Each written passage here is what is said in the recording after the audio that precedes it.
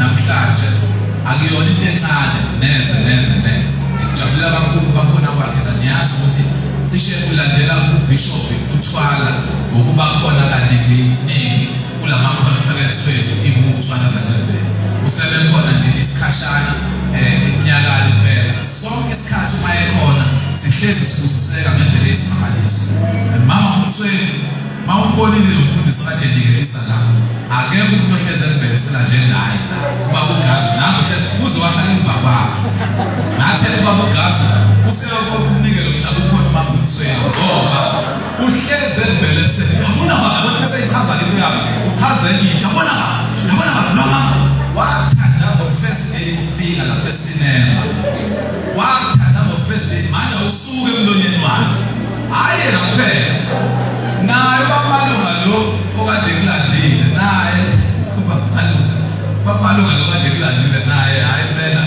balingana nje kodwa uGazi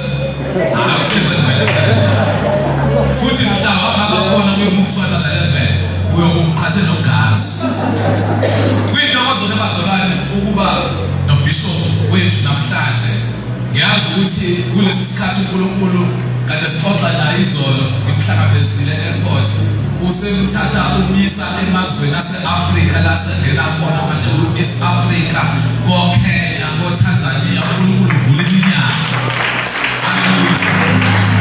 uNkulunkulu uvule iminyango eminingi ey'ndaweni ngiyasho ukuthi na kodwa kathi asheshe ngikunikeze ama-days emuva ngoba sizoxabana nabantu bale e-Afrika ngoba siyayibanga lezi nsuku so namhlanje ukhona abazalwane egameni likaJesu ngiyacela siphakamele sonke sineke inyawo sishaye izandla sishaye amaphela sishayela uBishop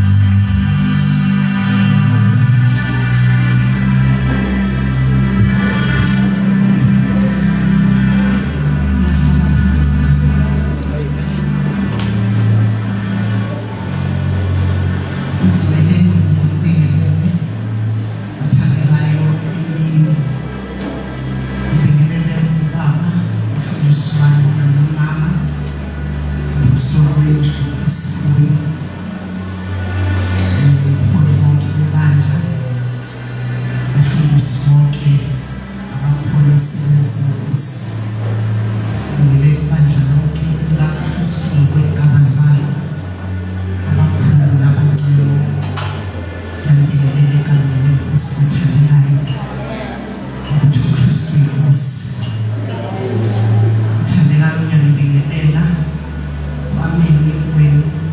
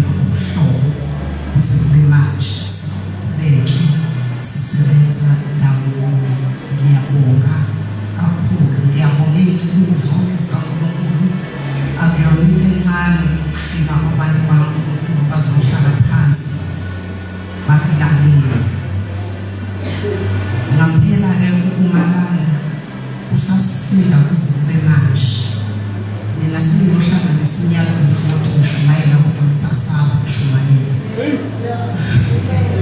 Bathiwa ngishumayela nje ngisenkingeni nje ngoba uNkulunkulu wami ubengekho umuntu abanomshumayelisa.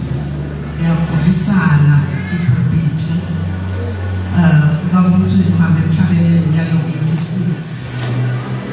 esaba ukushumayela.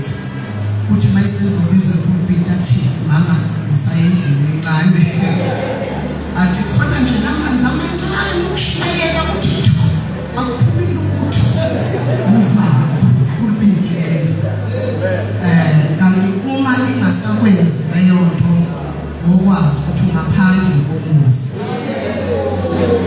uma ingasakwenzi nje into yokuthi ulesabe ngikushayisa ngomvalo ngokwazi ukuthi ungaphandle komusa uyihambela kweyinto nje singazi ukuthi uyilande ipulpiti kufanele ikwesabise umsebenzi womunye umuntu lona wafa uJesu lapho akuyona into esiyithatha kancane leyo.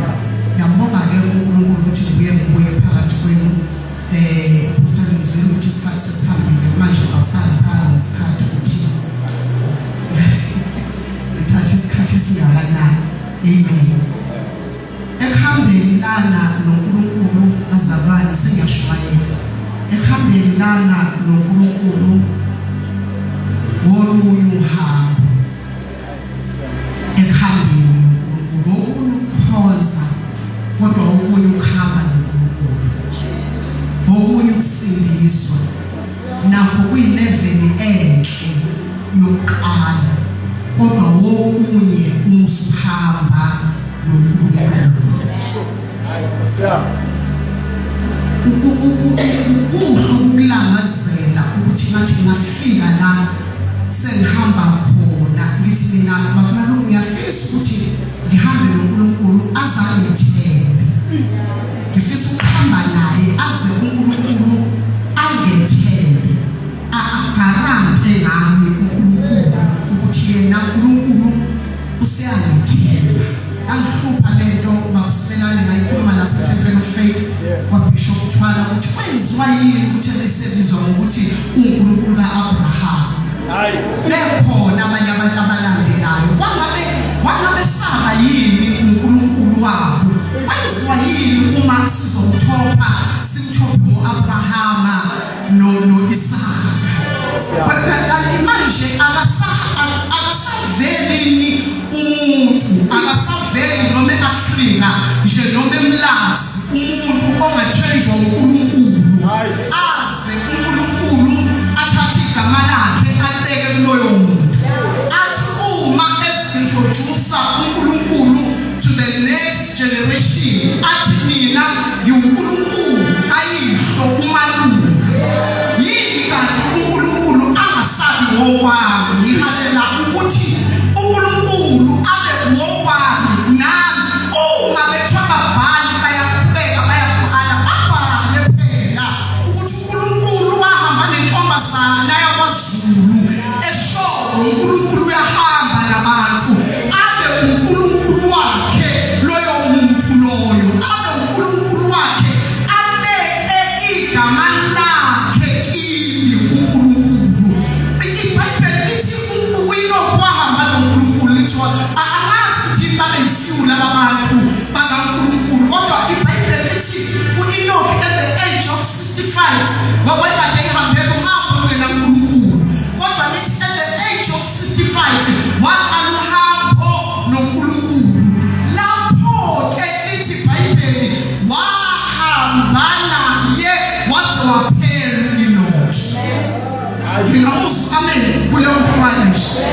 Lalela uNkulunkulu kufanele akuqede makuthi usohambeni naye kufanele uNkulunkulu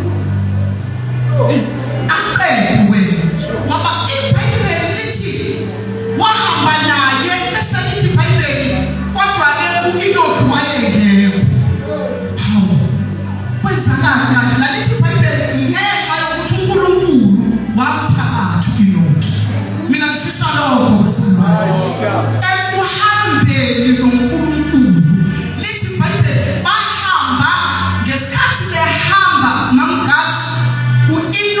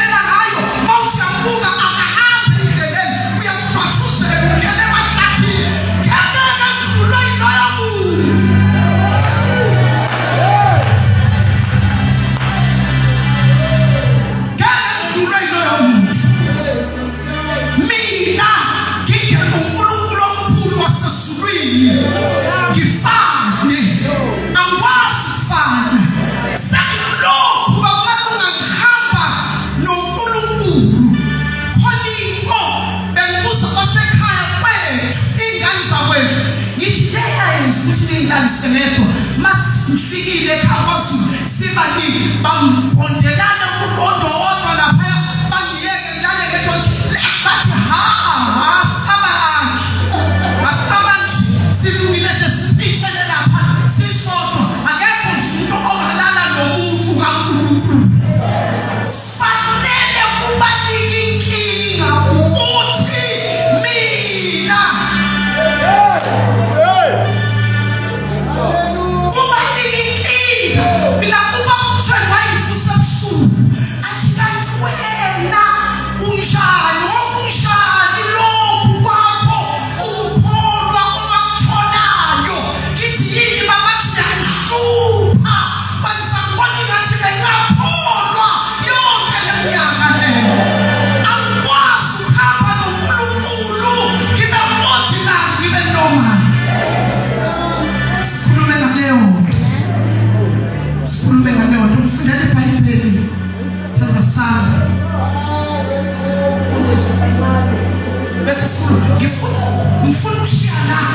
ngifuna ukushiya abantu abathi ngiyayibona le level yami yesindisi kodwa sengiyayihalela le yokuhamba noNkulunkulu ngoba leyo another level ngokufanele ufika kuleyo okay sizoyi ake uvule incwadi kaSamuel wesibili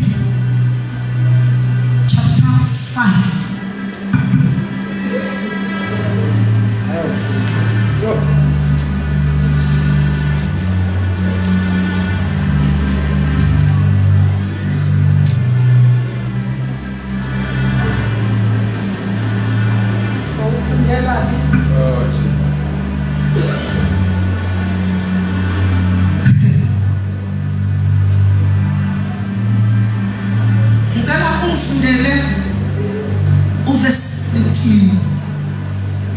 verse 17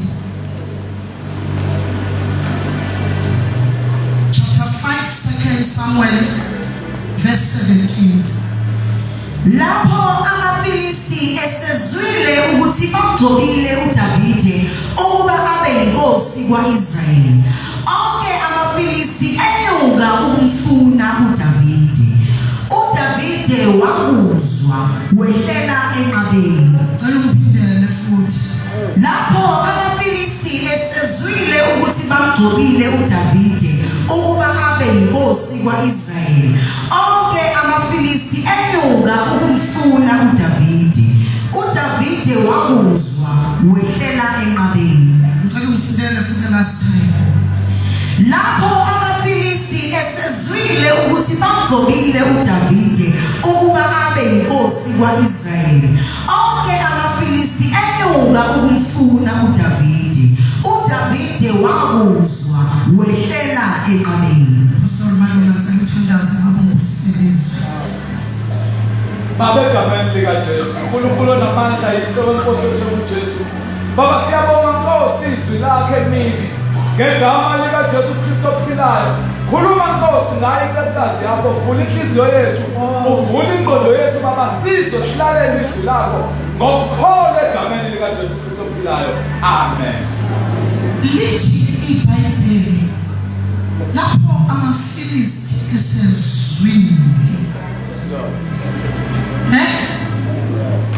esenze njani ukuthi uDavide wenziweni esezwile ukuthi uDavide wenziweni enze njani asuka amfuna uDavide wena khona into ongayazi eyenza ukuthi ubalise ngezimpi ohlangana nazo kanti kunezwe ezwileyo ukuthi wena uNkulunkulu ukugcobile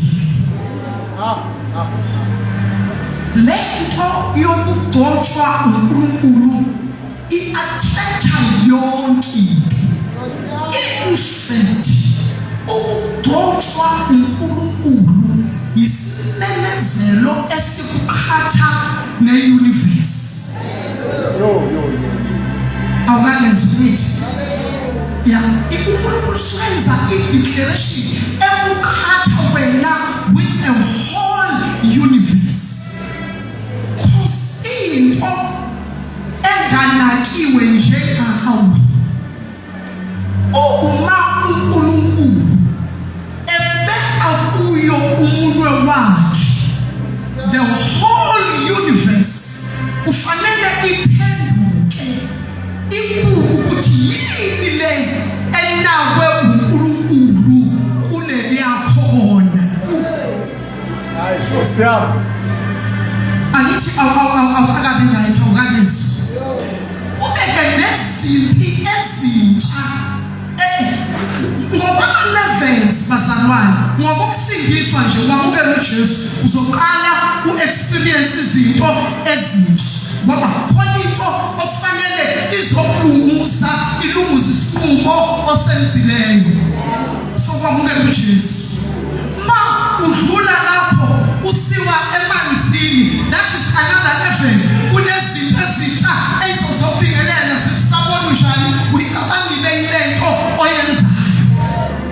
Ma uqhubeka kuthiwa nawe usebhabhadiswe ngamandla kamoya oyingcwele, leyo nto idonsa eminye imikhathi ukuthi ize izobulisa ukuthi ucabanga ukuthi uyini. Kodwa mawedlula lapho uqala uhambo noNkulunkulu, uqala uhambo. It's when the war iqala ngoba wena uqala uhambo noNkulunkulu.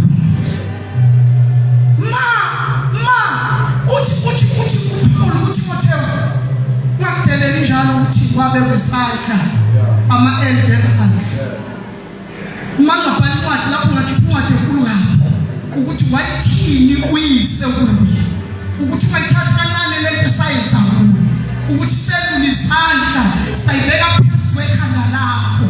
Kunemihlaba ezolwa nawe ilwe izandla ezabekwayo ukuthi who are you, ngoba laba abalulele izandla zakho bayibeka phezu kwakho. Wayithatha kancane leyo nto. Kusho uPaul utshela ukuthi ohambeni lwakho muhamba noNkulunkulu okwazi ukuthi uyobuya ulwiziphi engezona zakho ulwiselo ukuthi thina sabekizana. Mangihlangana neziphi khona izinto ayihamba mlento ayizile kimi. Lento izibaba omzalayo efunile, lento ihanga amadoda ayimlingani lento. Angikwazi ukulwimpi enkulu kangaka, kodwa ngiyazi ukuthi ubudlelwane bami nendoda yangizala ngevangeli bungangikhatha namanye amazwe emimoya, ngithole ngisey'mpini ezimbi ngenxa yokuthi nginobudlelwane nekhehla engizalayo. Awukanezwa njalo nayo lento yokukhonza yokuthi uyasubmitha uyakhonza, lento yokuthi umpostoli mema naphambili abize igama lakho athi ngiyabonga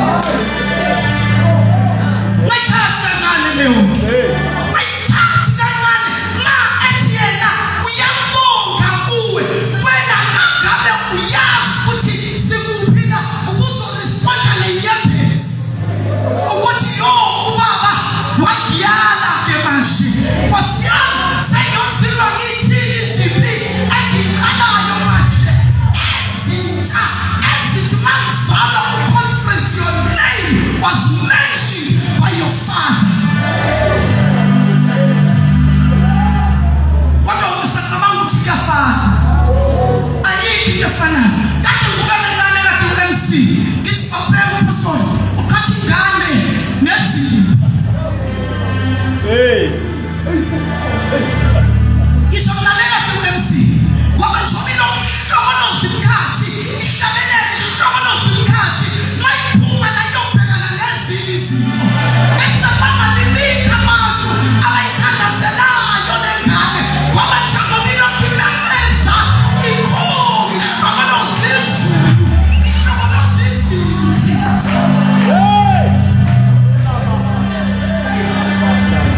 Bese umuntu yena-ke Pastor avela excited ukuthi hawu ngifaka kwi-program, ngizobe ngiyi-program director.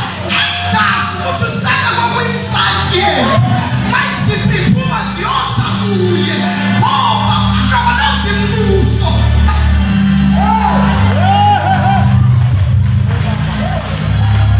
Ngithi Pastor ngiyayibuka njengoba ngihlela phansi mayilokhu ihlabelela ngithi ayazi ukuthi njengoba ihlabelela idonsa imali yasezulwini, idonsa imali yasezulwini, idonsela kuyo, ingena kuyo, iziphezi zakuyo azizile kuyo, zize kulezinkanyezi eyibanika emzimbeni wayo akathi idonsi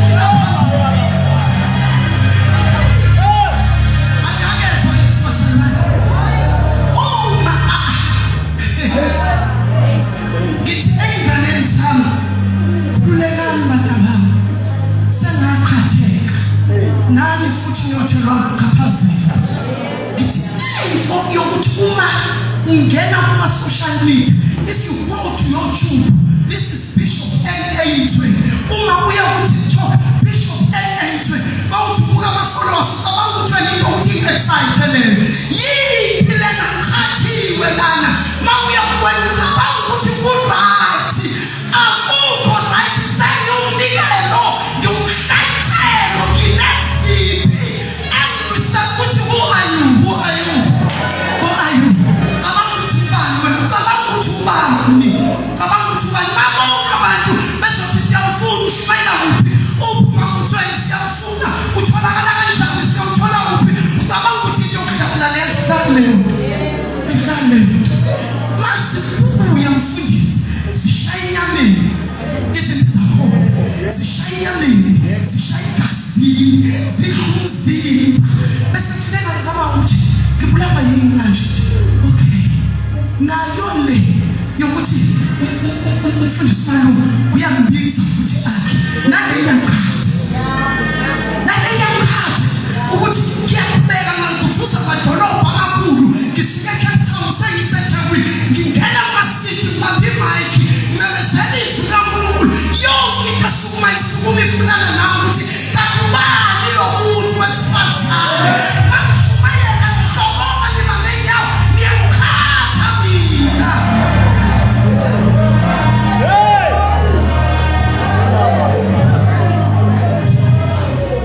Niyakwazi ukuyizwa lento engiyishoyo bazalwane phakathi kwenu? Lapho amaFilisti esezwile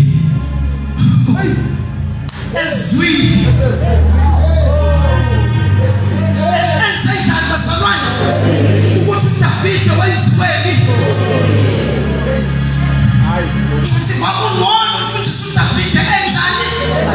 uDavide was safe uma abantu abashumayisa igospel bashumayisa uphenduke bese bebuya basihlalise phansi basitshela ukuthi inzima lento oyiqalayo yokuhamba noNkulunkulu.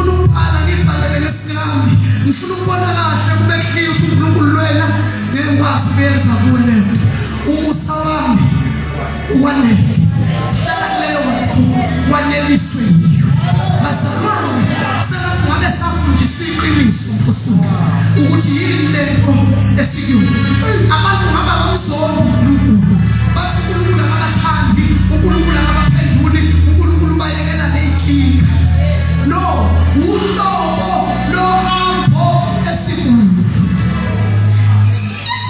izalelo iyayenza lento kanti iyayenza lento fokazweni yasezulwini iqhathe nabafuni yamkhatha yangagcina la yamkhatha noyisi yamkhatha nonini uJoseph akazi uthi benikanyisi nelanga nenyanga uthi uyise bakwenzani uthi mina ngiyaqala mangikhamuka kuyaphothama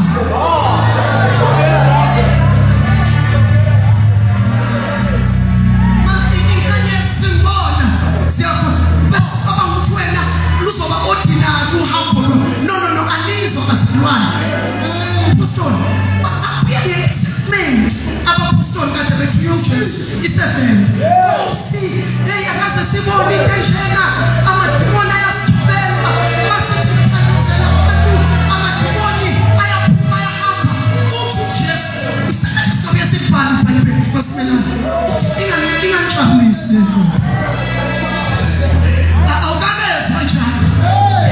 ningachazi leyo nto yokuthi nithotshelwa amadimoni sengathi-ke ngangafika ngibhalele isandla ngithi ngoba izimpi zenu ziyoba ngangokuthotshelwa kwenu amadimoni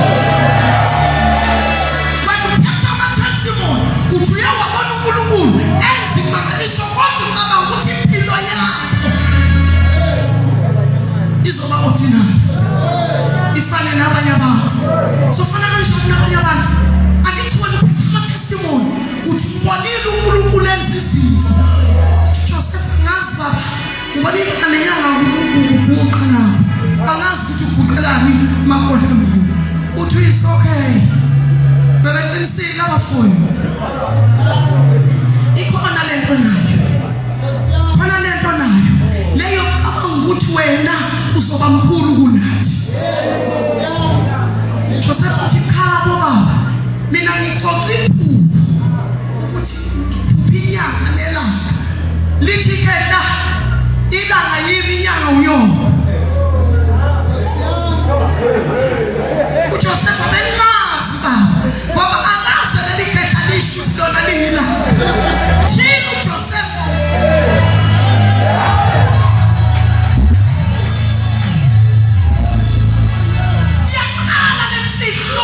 ukuvela la ikhaya ukuthi kanti lo baba uyilanga yena akakho oyazi leyo nto thina uJoseph aqoqe iphupho lakhe bese lithi kehla yini ilanga unyonga inyanga abafowethu inkanyezi usho ukuthi wena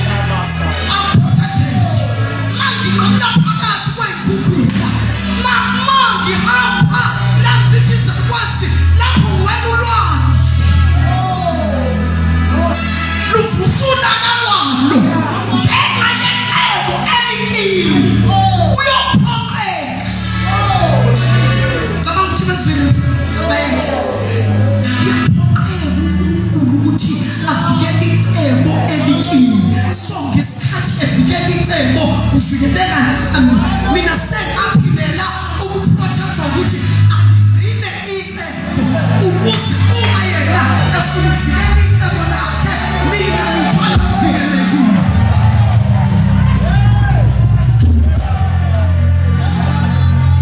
Mina kufanele ngilahlekelwe yiyo yonke into ngibambe icebo likaNkulunkulu so that uNkulunkulu mayifuna ukuliprotecta ngoba ngeke aliyeke lona mayifuna ukuliprotecta lona lina automatically ayongibona ngiphumela naphesheya bathi uphumele kanjani laphaya angiphumelanga mina kuphumele icebo eka ukuthi icebo likini.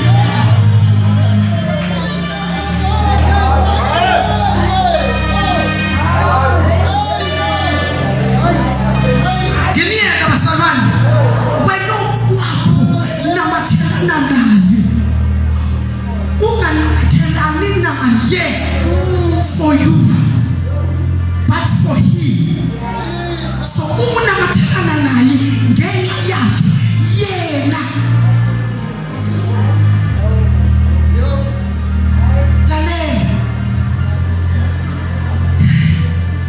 Lalela Joseph sesekiphithi bafabo bafika iphepha manje singela ukudla kuthiwa kiphithi khona ukudla umuntu wecebo uqoqile ukudla thamanzi inkosi ethelisa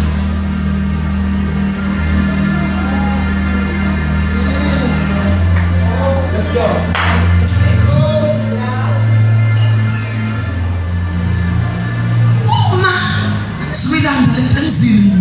Mina ngifuna ukuqeda ngale ethi mama Phyllis esezwini. Mina ngifuna kwazi ukuthi sekuzwakele ukuthi wena uyikhonza. Ngifuna nje lokho uyazi. Ithike sizela. Mama fwabo sebefika kwesibili ebese yiveza uJoseph.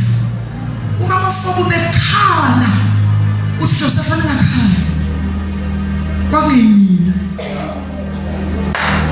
alizwanga kungashona wena nje kwamina lento khona uNkulunkulu ifuna ukukhula ube very mature ungafuni futhi ukuthi abantu behambe bexolisa ngoba lento yakho ukuthi ufuna abantu belokhu bezoxolisa wena lento izokwenza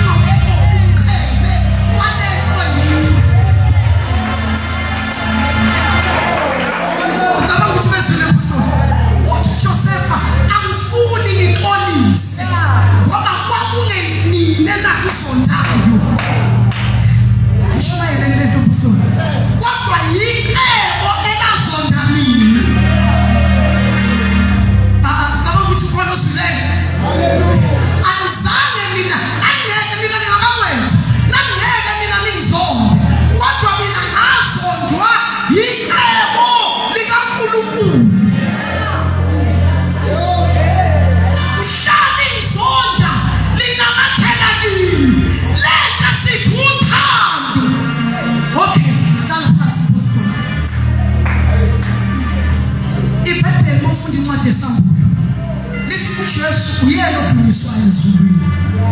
Izingelosi nezidalwa zonke masiphenduka ibheka kuye zithi ungcwele zithi kuye wena ofanelweyo umuntu angakezwa ngithi wayithola mahalo Jesu yana ufuna ungitshela ukuthi hayi uNkulunkulu wamthanda nje uJesu wavele wathi akadunyiswe abe mkhulu kunabo bonke. Wayithola mahalo bafowethu umtshelani akazange uJesu yana ikhokhele negazi leyanto uJesu wakhutshulwa igarment yobukhosi wehlisa emhlabeni naked ezokuthenga ubukhosi ebukhokhela negazi lakhe. Yazi ngeke nizwe lonke lento yokuthi lithi iBhayibheli mfundisi ukuze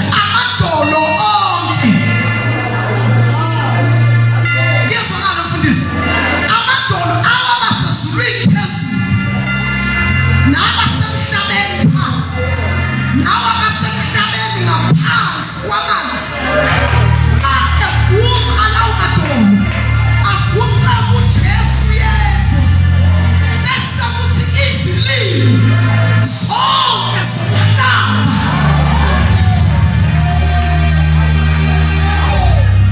zivume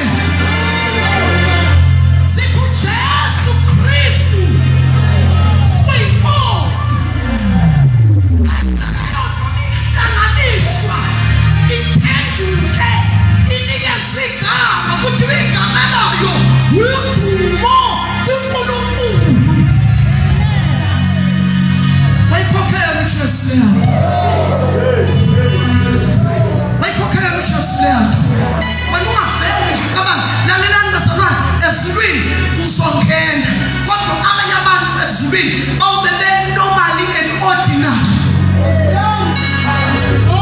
Phakathi ezulwini nasendlini lezi elithi iBhayibheli ziningi ezulwini abanye abantu umfundisi khona ezulwini bohlala basilethina ngothuli. Abanye abantu behlala kuma-triple story kuzoya ngohambo.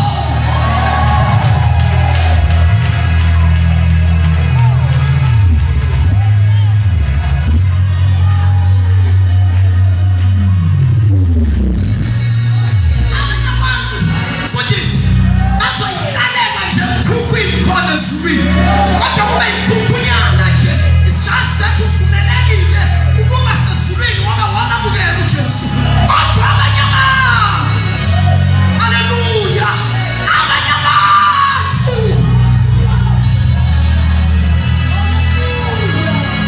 ngiyibezo phela becabanga ukuthi bawuhlala noPawulu inama-grade leyanto inama-class ushuthi njengoba uJesu wathi kwabazelwa besifazane akekho njengoJohane, wena uyokwazi ukuhlala next to Johane.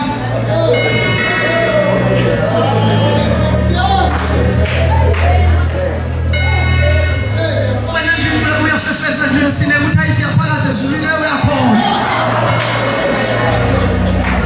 uJohane nje uyobuzwa ngendaba ukuthi uhlala phezulu ungakwazi ukubona ngoba uJohane wanqunywa ikhanda.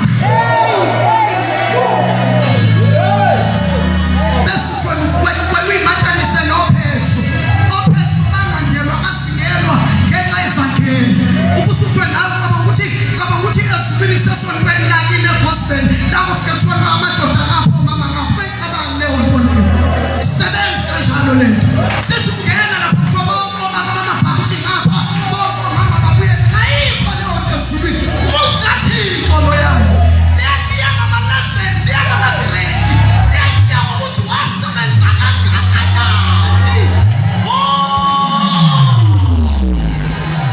Lithi iBhayibheli akusesiwa bathi noma sebefa basele enkosini ngoba imisebenzi yabo iyobenza njani iyobalandela.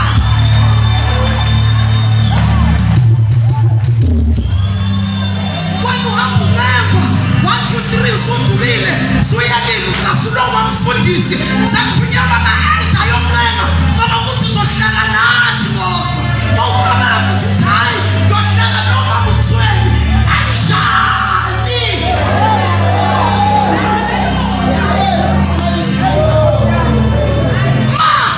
Amasosha ndaba bembamba phezulu umfundisi embamba emqakathisa embambeni kombulala mayifika emkhombisa umuthi azongethela ukuthi ngimetheleni madoda kodwa ngiyacela ukusabhitha endodeni yasezulwini noma sengifa.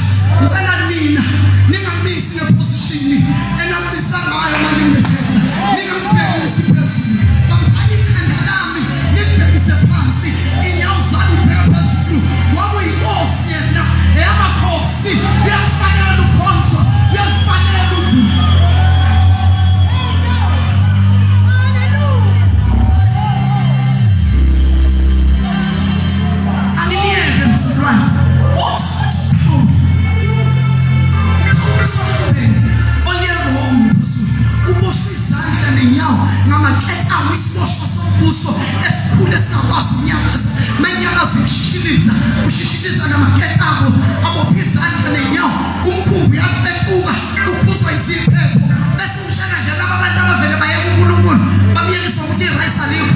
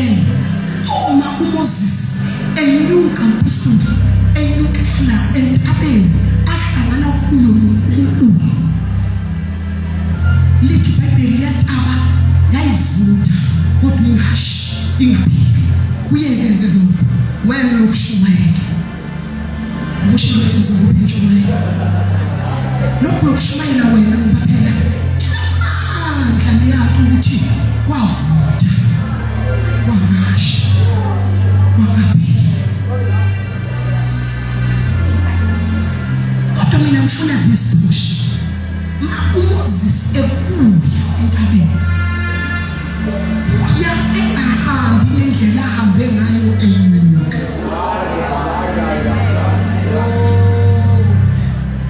Moses washintsha neyinwele emhlanganweni wakhe noNkulunkulu wabuka neyinwele zakhe ezibrown wabuya neyinwele ezigrey laba babizweyo lento yamshela manje iqondana ngqona laba babizweyo laba bathi babiziwe uNkulunkulu ngicela ukubona izandla zalaba babizwe laba sisebenza nabo emfini abantu bakaNkulunkulu laba babizweyo laba sinabo ngicela ukubona bafowethu nabathulo okunye ukuthi ngibuye ngimqinise laba babizwe lelani le nto yamshintsha Moses yamshintshile yamshintsha iwalk wakubuke ngithi wabuyahamba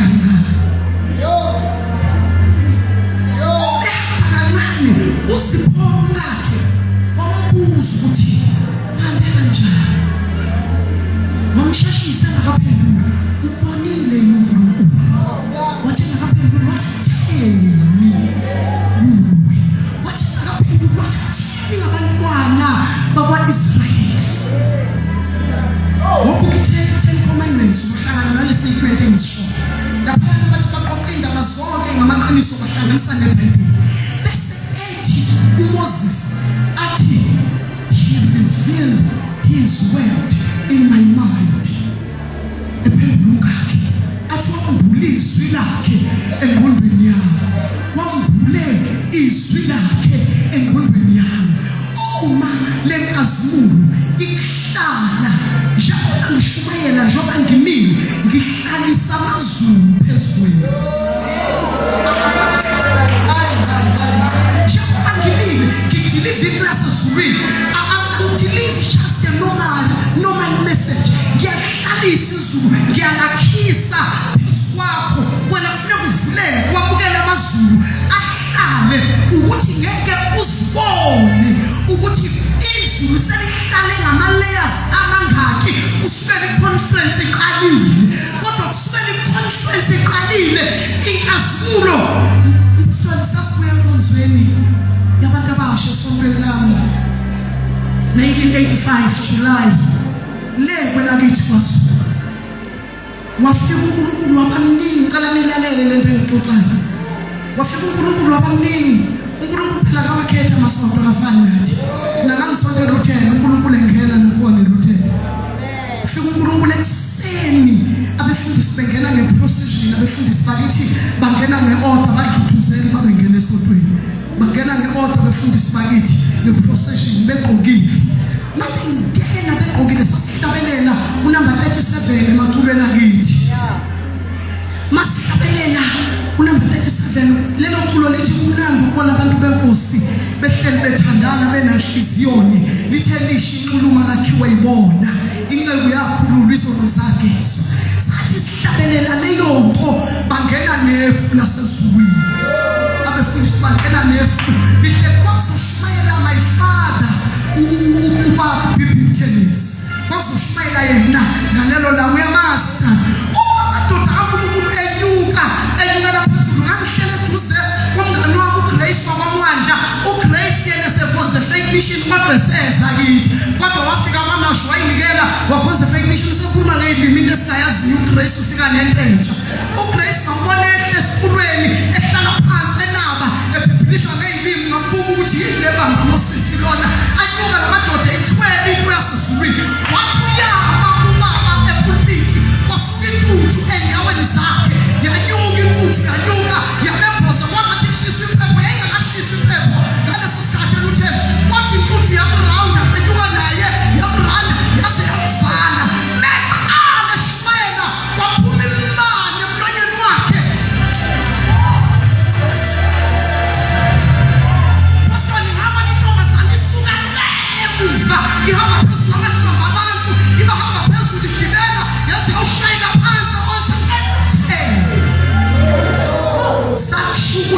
umhlangano singakudlanga abantu bangena emabhasini bekhuluma ngesilimo ukudla kugcwele amabhodwe abantu bengakudlanga ukudla izulu lisivakashele lafika simboza ngisho akhuluma lihlala izulu lalela uma wami ney'nkiza kwethu baye ekhaya mina ngemishini ngihlala nomfundisi umama mkhathi beye ekhaya babethi bayafika ekhaya umntwana uyabeza ukuthi ngale ibhasini nakho umndeni wami uyaphuma umntwana umzala uthi abahlangabeza wajika wabaleka wangena ekhaya wathatha umuva wabaleka wangena ehlathini kwaze kwalalwe ngekho suku lwesibili wezinto efanayo fika midnight afika ngena nyonyo balale intathakusa mabaleka hamba usuku lwesithathu wezinto efanayo uma usiyabuza ukuthi indaba esithakathi senzeni silokusibuya emhlanganweni awuhlali nathi uyasibalekela khona yini esibonileyo ngokuya enkonzweni ingani wawusivumele kahle wathi hayi mankulu aniwenzanga lutho nangisabisa amanehle ebhasini wathi nehla niney'nkanyezi emabunzini yonke iy'nkanyezi zakhanyisa uso gcwala imisebe yey'nkanyezi ngangazi-ke mina ukuthi ngizohlala kanjani nani yizulu lela sisanga nje usogunywa kayindini sigume sibuya siphume sinjaba hayi ukuthi abantu bakathixo bashintshana ngaleli pulpiti wena uzobuya uphume kuyilento ongathi yona liyahlala izulu phezu kwabantu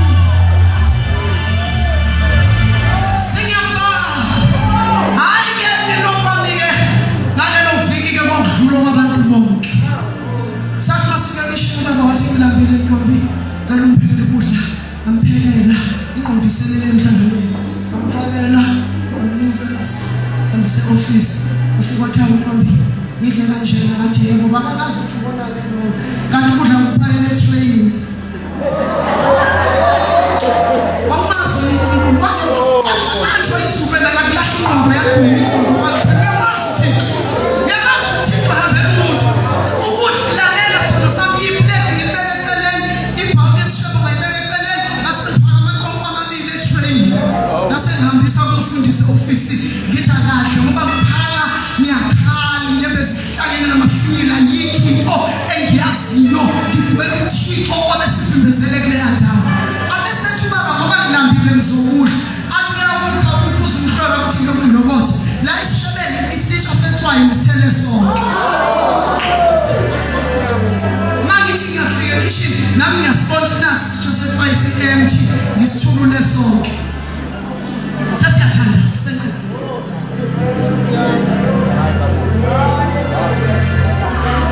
kusengakusasa athi baba ngiphekela ntombi ngethemba ukuthi ungcono namhlanje esho kade kuphuluke ekamelweni ngesisu ubusuku bonke sekuphuluke kwaze kwasithi ngingcono ngoba izulu uma uli-absorba ulibamba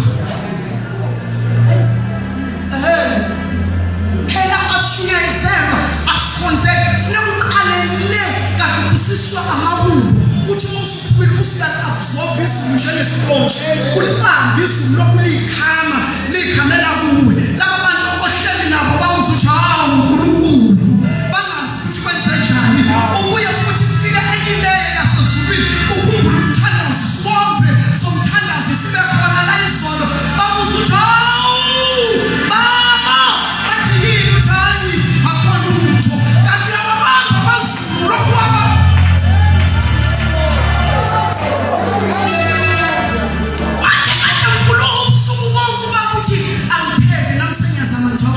ngiphekela baba kahle ibreakfast ngimangisela ngimphekela baba ngihambise sekamntwana kungcono ngifuna umuntu ophilayo ekhaya ngoba wena ikhanda lapho usho ukuthi alisasebenzi baba ngiphekile hawu njengoba yena usungawubanga nje kawisigalo nje namakhasawo phakathi esishebeni ngiphekile kodwa kwisigalo namakhasawo ngokuqala nomuntu weqobe ngicabanga ukuthi uqoqimbe ngawuthatha ngibayalisa ngaphosa nasengimnikeza uthando ubaba isethatha induku yemfundo intombazane esontayo hayi ehlale njengami ngoba mina ngiyahlala izulu liyahlaliswa phezulu izulu njengoba akufanele ngime phambi kwakho uphume uyiphathe kade wagcina ukuzwa amazolo asezulwini kufanele basemile phambi kwakho uzwe luzwela esikhumbeni sakho siphendula uhlevane ulizwe izulu liwebhozi uzwe ukuthi yo uNkulunkulu uzisambatho sasezulwini ulizwe izulu limnana amanethize lahlombe kwembathisa uzwe ukuthi nakho khona nakho wembatha sesothandaza abasimele manje apostoli uShumayela simele ukubahlephula uNkulunkulu esihambe naye babambe laba abahleli phansi bakuzwe uThixo bakuthi awusizi apostoli walanda lomuntu wesifazane wafika wamhlephulela uNkulunkulu mase bezwile ukuthi udotshiwe sesiyathandaza akulungi apostoli futhi singaphonzi ukujwayela no mina ngiyalinga izulu mangihlala phansi ngimfuna